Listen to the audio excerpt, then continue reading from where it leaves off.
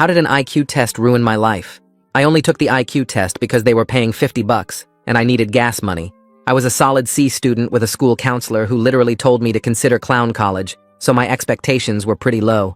The test itself wasn't even that hard, which should have been my first warning. I finished in 40 minutes when they'd said it would take 2 hours. The proctor looked confused when I handed it in and asked if I was giving up.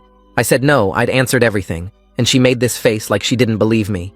20 minutes later, 3 researchers rushed into the waiting room looking at me like I'd just solved world hunger. The lead researcher said there must have been a scoring error and asked me to take a different version. I said sure as long as I still got paid, because gas prices weren't getting any lower while we stood there.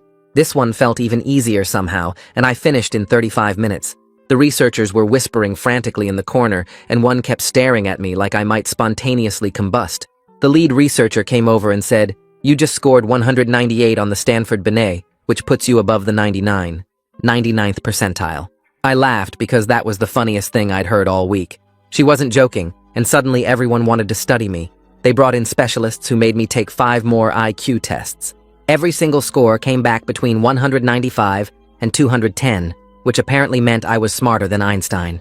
I told them Einstein probably knew what year World War II ended, and I'd just failed that history quiz yesterday. My parents were called in for a meeting where the researchers used words like profound genius and once-in-a-generation intellect, while my mom kept saying there must be some mistake.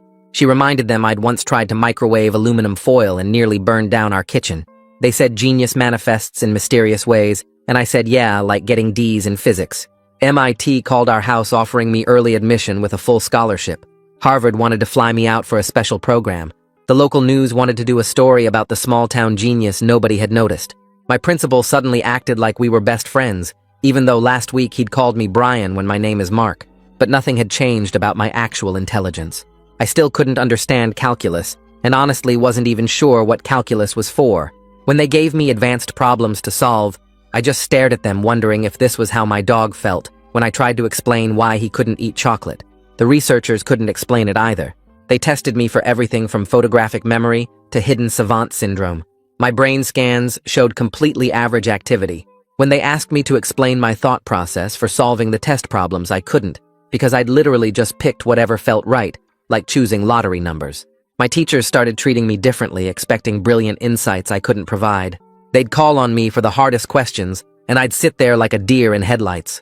My classmates either avoided me or tried to get me to do their homework, which was hilarious because I was copying off other people myself. The testing got more invasive and honestly pretty weird. They hooked me up to machines while I took tests and monitored my brain